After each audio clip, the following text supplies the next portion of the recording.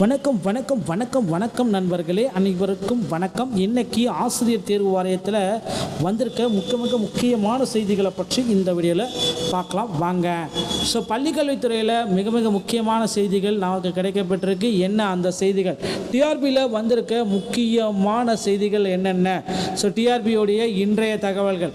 அரசு பள்ளியில் பார்த்தீங்கன்னா மாணவர்கள் உருவாக்கிய குறும்படங்கள் ஒளிபரப்பு, பள்ளிக்கல்வித்துறை வழிகாட்டு நெறிமுறைகளை வெளியிட்டிருக்காங்க. இதை பற்றி நம்ம பார்க்கலாம்.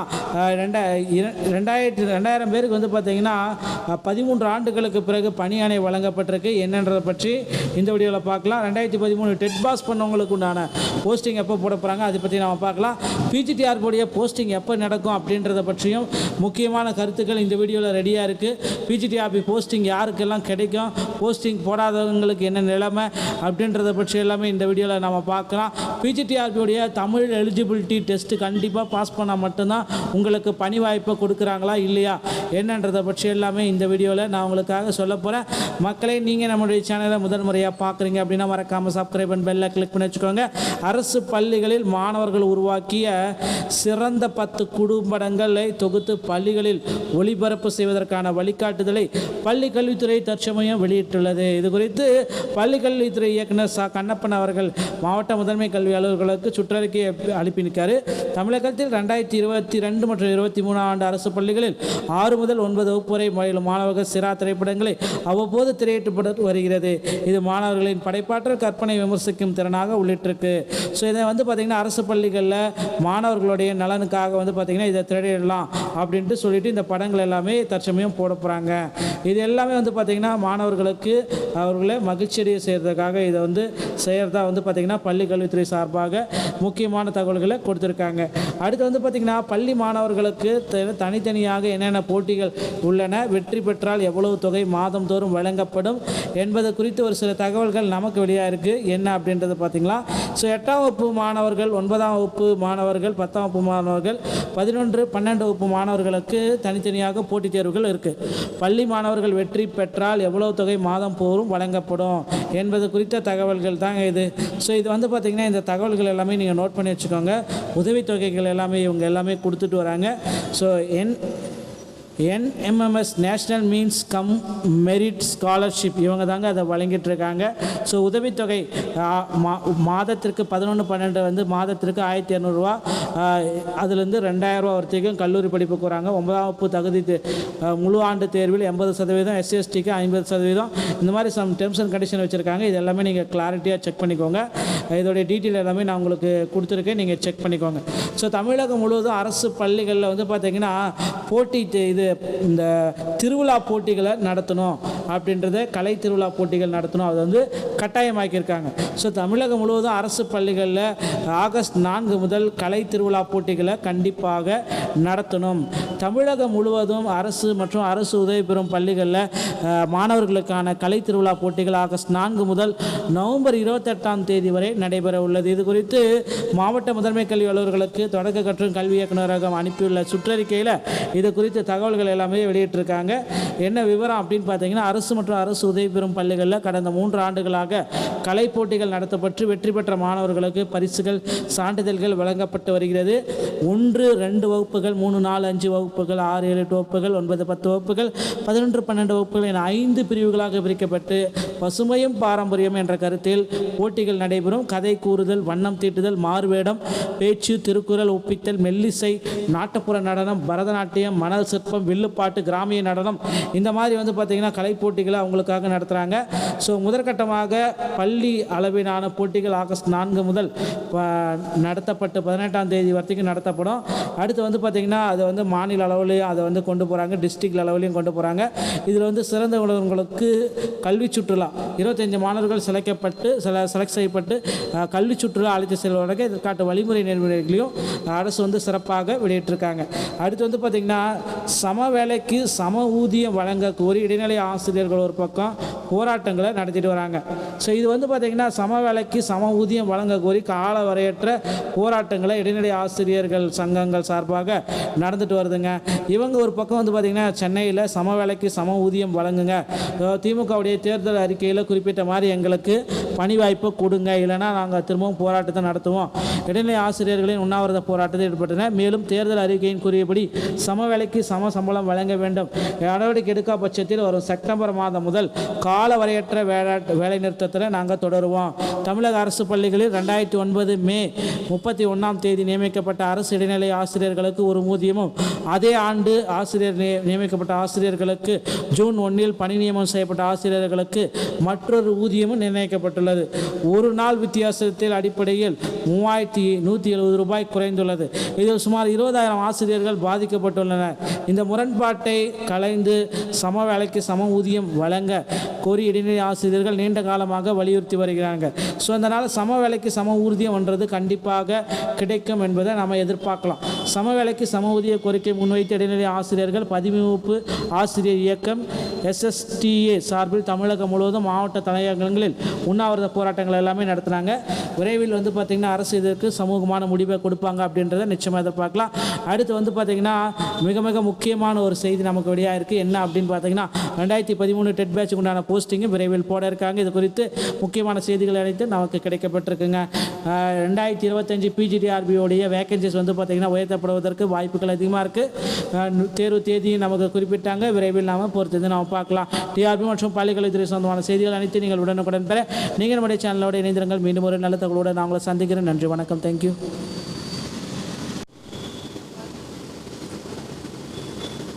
வணக்கம் வணக்கம் வணக்கம் வணக்கம் நண்பர்களே, அனைவருக்கும் வணக்கம். இன்றைக்கி ஆசிரியர் தேர்வு வாரியத்தில் வந்திருக்க முக்கியமான செய்திகளை பற்றி இந்த வீடியோவில் பார்க்கலாம் வாங்க.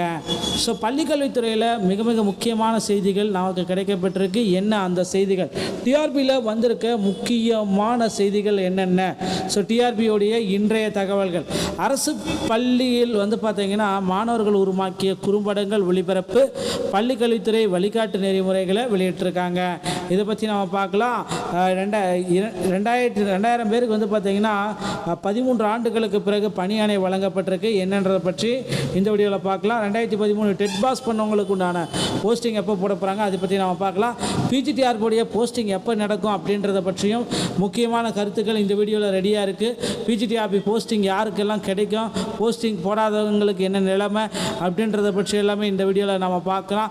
PGTRBயோடைய தமிழ் எலிஜிபிலிட்டி டெஸ்ட்டு கண்டிப்பாக பாஸ் பண்ணால் மட்டும்தான் உங்களுக்கு பணி வாய்ப்பை கொடுக்குறாங்களா இல்லையா என்னன்றதை பற்றி எல்லாமே இந்த வீடியோவில் நான் உங்களுக்காக சொல்ல போகிறேன். மக்களே, நீங்கள் நம்மளுடைய சேனலை முதல் முறையாக பார்க்குறீங்க அப்படின்னா மறக்காமல் சப்ஸ்கிரைப் பண்ணி பெல்லை கிளிக் பண்ணி வச்சுக்கோங்க. அரசு பள்ளிகளில் மாணவர்கள் உருவாக்கிய சிறந்த 10 குறும்படங்களை தொகுத்து பள்ளிகளில் ஒளிபரப்பு செய்வதற்கான வழிகாட்டுதலை பள்ளிக்கல்வித்துறை தற்சமயம் வெளியிட்டுள்ளது. இது குறித்து பள்ளிக்கல்வித்துறை இயக்குனர் கண்ணப்பன் அவர்கள் மாவட்ட முதன்மை கல்வி அலுவலர்களுக்கு சுற்றறிக்கை அனுப்பியிருக்காரு.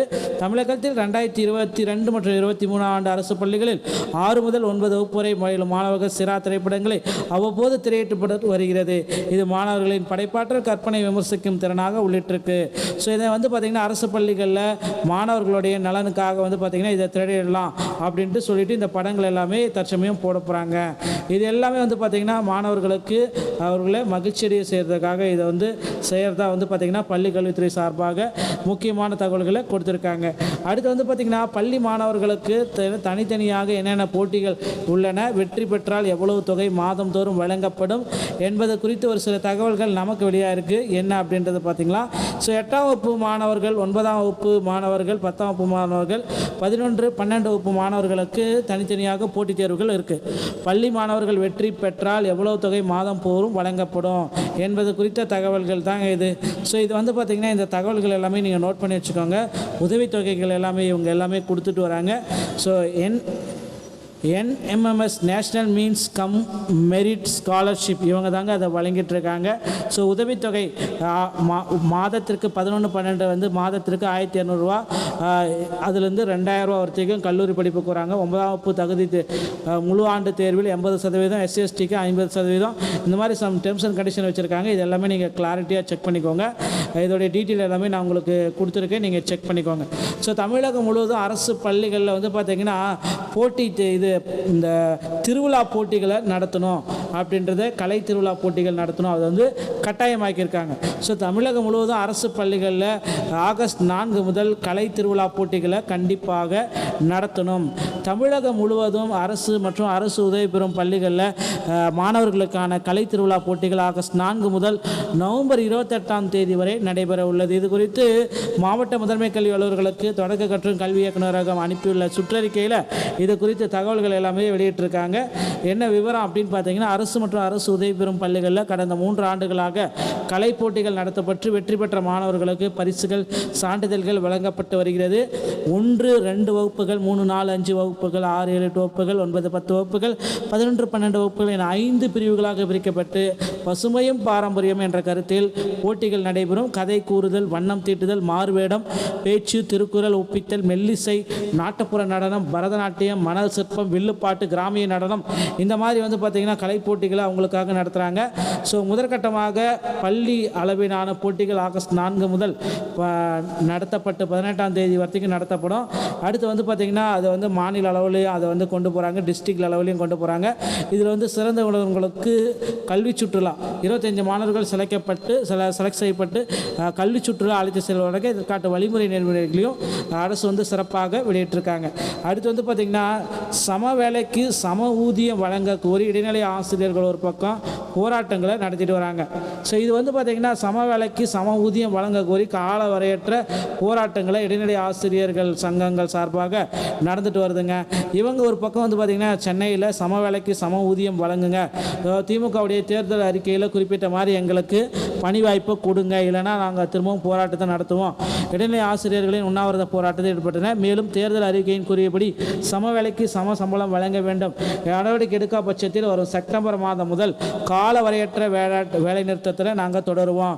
தமிழக அரசு பள்ளிகளில் 2009 மே 31ஆம் தேதி நியமிக்கப்பட்ட அரசு இடைநிலை ஆசிரியர்களுக்கு ஒரு ஊதியமும், அதே ஆண்டு நியமிக்கப்பட்ட ஆசிரியர்களுக்கு ஜூன் 1 பணி நியமனம் செய்யப்பட்ட ஆசிரியர்களுக்கு மற்றொரு ஊதியமும் நிர்ணயிக்கப்பட்டுள்ளது.